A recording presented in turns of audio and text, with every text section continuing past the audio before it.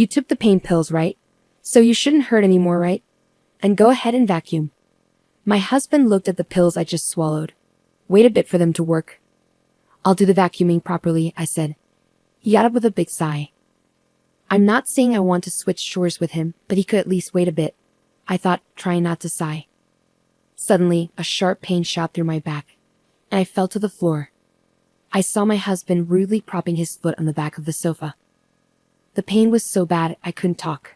Did he just kick me in the back? My husband laughed at me. I don't care if you're in pain. Just hurry up and vacuum. My name is Sally, and I'm 27 years old. I'm a regular housewife living with my husband Jacob. Our story goes back to when I joined the same company where Jacob worked. After finishing university, I got a job in sales. Jacob helped me a lot in the beginning, acting as my mentor. Jacob was handsome with short hair, and customers liked him. He had a talent for persuading people and sealing deals easily. In sales, there are two types of successful people: those who know a lot about what they're selling and use that to convince customers, and those who just have a way with people and make customers want to buy from them personally. Jacob was definitely the second type. At first, I just looked up to Jacob for his success in sales, but when I struggled to close a deal and felt low, Jacob reached out to me. Over time, we grew closer, going out for meals and spending more time together. Eventually, I developed feelings for him. So when we started dating, I was incredibly happy, even crying tears of joy. And when he proposed, I was so thrilled that I couldn't stop jumping around with happiness. After we got married, we were very happy together. But there's one thing that brings me down sometimes. I've had severe menstrual cramps since I was in school. At first, I used simple painkillers from the store, but as time passed, I needed stronger ones to handle the pain. When Jacob and I were dating, he was really understanding during my periods. He would change his plans to help me, rub my back when I was hurting, and listen to me complain. I thought this care would continue after we got married, but things changed. During my period, I'd do my chores when the painkillers kicked in, take a break on the sofa for a bit, and then get back to work. But to Jacob, it seemed like I was just lying around all day. No matter how much I did around the house, he never showed any sympathy. Then we bought a new house. We used to live in an apartment, but we got a bigger place because we wanted to have kids someday. Jacob's parents like to have parties, so he decided we should host the next one at our new house. Jacob got everything organized really quickly. He told everyone the date and time of the party and gave me a list of relatives who were coming, along with their ages and what foods they didn't like. I was shocked when Jacob told me, sounding annoyed, that I needed to cater to everyone's taste for the party and that he wouldn't forgive me if I bought ready-made food. Planning the menu was tough because everyone had different dislikes, and what one person liked, another person hated. I spent several nights staying up late planning the menu. Then, just as my period, which was a bit late, started, I took a painkiller and finished cleaning the room.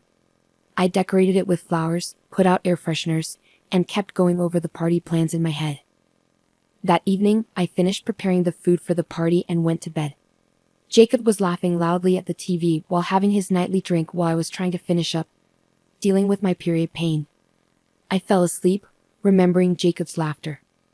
On the morning of the party, I woke up before Jacob made breakfast and started cooking for the guests while tidying up. I kept checking the clock nervously as I worked. After finishing cooking, I set the dishes on the table and checked the entrance, living room, and bathroom thoroughly. The painkiller was wearing off, and the pain was getting worse. I sat down on the sofa, feeling like I couldn't bear it anymore. I wanted to lie down, but I had done my hair and makeup nicely, and I didn't know when the relatives would arrive, so I stayed seated. I looked at Jacob, who was watching TV with a drink in his hand. Even though we had to greet the guests soon, he was already drinking. I wanted to say something, but the words wouldn't come out. Jacob noticed me looking at him and glared back. "What's wrong? Are you telling me not to drink so early?" Jacob asked. "No, not really." Suddenly there was a loud noise. "I get nervous too, you know. And you seem so relaxed on the sofa. I figured you were done getting ready," Jacob said, setting down his drink and walking toward me. His stare made me feel uneasy, and I had a bad feeling about it. "I'm almost done, but my period started. I took some painkillers, but they're wearing off, so I'm taking a short break. I'll be fine soon," I explained to Jacob. Hearing this, Jacob let out a heavy sigh and glared at me. Don't act like a victim just because of a little stomachache. My mom never complained like this, Jacob snapped. Right after he said that, I felt like Jacob was walking behind me, but suddenly, I was kicked in the back and fell from the sofa to the floor. It took me a moment to realize I had been kicked. Ignoring me, Jacob sat back on the sofa and started playing a game on his phone as if nothing had happened. I didn't understand what was going on, but one thing was clear. Jacob was enjoying his game, not apologizing at all. As I tried to get up to leave, Jacob suddenly fell to the floor. I quickly looked up to see his father standing behind the sofa, looking very angry. I couldn't take my eyes off him. "What's happening?" Jacob asked, looking confused as he checked the sofa. "Dad, did you just push me?" Jacob inquired, picking up his phone from the floor. "I didn't just push you, I shoved you," my father-in-law replied. "Why? What's going on?" "Wait, are you serious? Why would you kick someone in the back? Especially Jacob, she's your wife," my father-in-law scolded him. Jacob seemed a bit surprised by my father-in-law's anger. "Well, I had a few drinks and lost control," he tried to explain, but my father-in-law wasn't buying it. "Don't blame it on alcohol. No excuse for a man to hit a woman," my father-in-law said firmly. "What do you mean?" "It's just a way to discipline," Jacob argued back. "Discipline?" She was taking a break on the sofa because she was in pain. I was teaching her that she doesn't work, she doesn't rest. "Isn't that right, Sally?" Jacob asked, turning to me for support. I didn't know how to answer Jacob's sudden question. I had finished preparing and was just trying to rest on the sofa. Maybe I should just tell the truth. Seeing my dilemma, my father-in-law looked at me. "Sally, is what Jacob said true?" he asked. I couldn't bring myself to answer. If I told the truth now, Jacob might get upset, and that wouldn't be fair to the relatives who were coming over to see our new home. I was trying to figure out what to say when my father-in-law spoke again. "Sally, your silence says a lot, doesn't it?" he remarked. "Sorry," I managed to mumble, feeling confused by his words.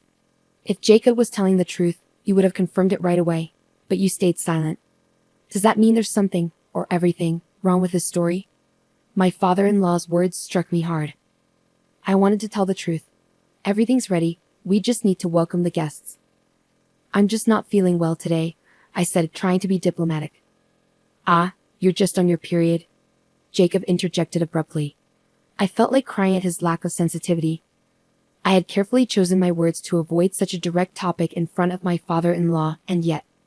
"Stop saying my period is just an excuse for feeling unwell. If you're done with your tasks, just say so. It seems like you think I'm sitting around doing nothing because I haven't finished." Jacob kept talking, not noticing how hard I'd been working. That's how Jacob saw things. He didn't remember me telling him earlier that I was almost done with the preparations. He didn't see all the work I've been doing since early morning, even since yesterday, getting everything ready and cooking. He didn't see me taking pills to cope with the pain and keep going. He decided we'd have the gathering here but didn't lift a finger to help with the preparations or cooking. I did it all by myself. I started to get really angry. "Listen to me," I began, but Jacob cut me off.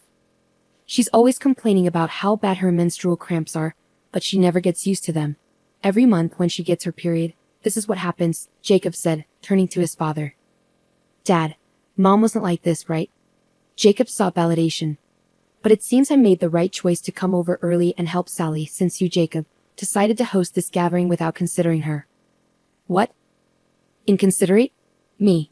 No, Jacob, that's you. If you had worked with Sally, you would have seen how hard she worked on the preparations despite her pain. Instead, what did you do? Did you start drinking before everyone arrived? You were the one slacking off, Jacob." My father-in-law's outburst shocked everyone there.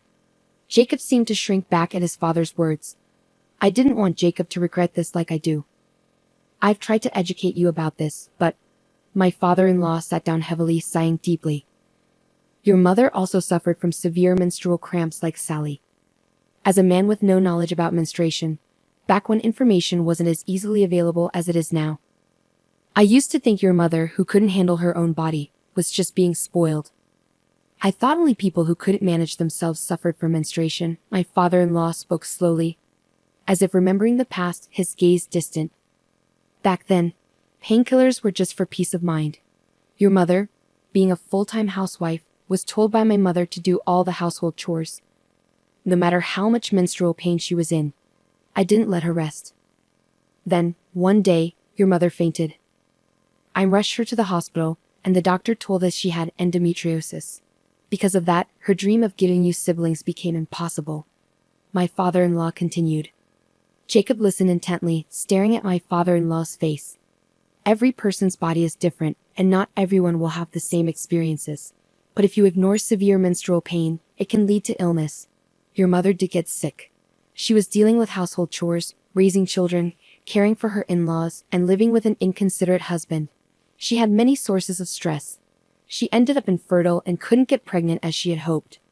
I blamed it on the times and blamed my mother, but I was wrong. It was my responsibility to understand. It's a pain that we men can't experience, so I should have properly listened to your mother and accepted her as she was. I failed to do that. It was my fault. I regret not challenging my mother's views and remaining ignorant, even now.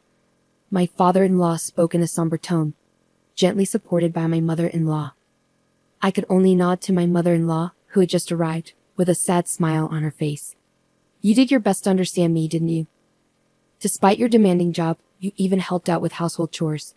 And to think that you cut ties with your own parents for me, my mother-in-law looked at my father-in-law with kind eyes. Of course I did. I didn't want to burden you any more than I already had. I wanted the three of us to live happily, so that's why I did what I did. But cutting ties with my parents was a big decision. I wanted to avoid having to make such big decisions. That's why I've always tried to teach you, Jacob, hoping that you wouldn't make the same mistakes as I did. But it seems that I wasn't able to convey that to you at all. My father-in-law explained. Feeling the weight of the conversation, Jacob tried to lighten the mood. Hey, don't you think you're being a bit too dramatic, Dad? In my memory, sure. There were times when Mom was really unwell and had to lie down. But I don't remember her ever having to lay down because of something as minor as her period. Is this some kind of nostalgia bias? Are you maybe just assuming it was harder than it really was? Jacob's words hit a nerve. My mother-in-law's hand, resting on my father-in-law's shoulder, trembled slightly. He gently patted her hand and gave Jacob a stern look. You just forgot. Of course, as a mother, she'd want to shield her child from worry. She tried her best not to let you see. But if it were just a matter of gritting your teeth and bearing it, it wouldn't be a disease. Your mother did have to lie down because she was suffering from period pain. I remember you coming home from school and saying that she was asleep again. I remember having an honest discussion with you about it. She wasn't just shirking responsibilities. She had no choice but to lie down because she was unwell. It seems you didn't even notice that. You weren't looking at Sally, and you weren't looking at your mother either. My father-in-law expressed his disappointment. Upon hearing Jacob's words, my father-in-law looked visibly disheartened. I didn't know what to say or if I should even try to ease the tension. Just then, there was a knock at the door. Glancing at the clock, it was 5 minutes before our agreed gathering time. Despite my aching stomach, I hurriedly answered the door. As expected, it was one of our relatives. I quickly greeted them and rushed back to the front door. Upon opening it, all of our relatives stood there, holding a beautifully arranged bouquet of flowers as a housewarming gift. I thanked them warmly, provided guest slippers, and courteously ushered them into the living room. When all the relatives entered the living room, the tension between Jacob and my in-laws was palpable. The relatives exchanged uneasy glances with each other. What's happening? One of the relatives asked my father-in-law. Thanks for coming to Jacob's housewarming party. We were just in the middle of a disagreement, so I apologize for the tense atmosphere, my father-in-law explained. Jacob here thought Sally was just being lazy when she was actually resting on the sofa because she wasn't feeling well. He pushed her off the sofa. So I was reprimanding him. At my father-in-law's words, all the relatives looked shocked, and a younger woman among them approached me with concern. Are you okay? You must be exhausted from all the preparations, she said sympathetically. I shook my head in response. No, it's just. I'm dealing with really painful menstrual cramps. What are you saying? Even workplaces offer menstrual leave, you know. I've used it myself. The woman remarked in disbelief. The severity varies, but if it's really bad, you can take time off work. Why can't you rest at home? With determination, she turned her gaze towards Jacob, who seemed intimidated by the disapproving looks from his parents and all the relatives. Unable to withstand their stares, Jacob hurriedly left the room and retreated to his own. Despite his departure, neither his parents nor any of the relatives followed him. It appeared that the relatives understood my mother-in-law's condition, and even the men showed empathy, which was a relief.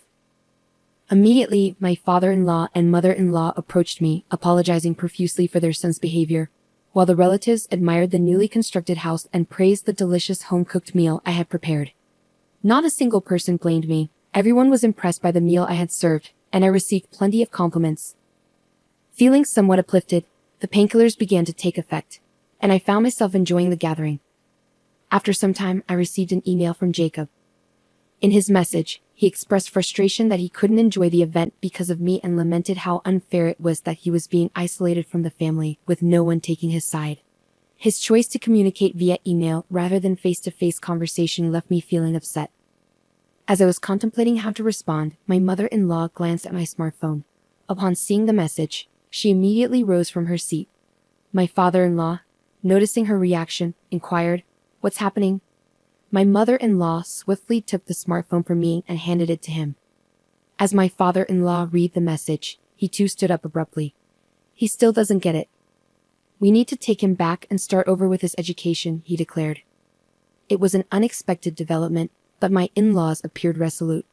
Soon, the relatives also voiced agreement, suggesting that Jacob needed to be re-educated, and it seemed they were fully supportive of the idea.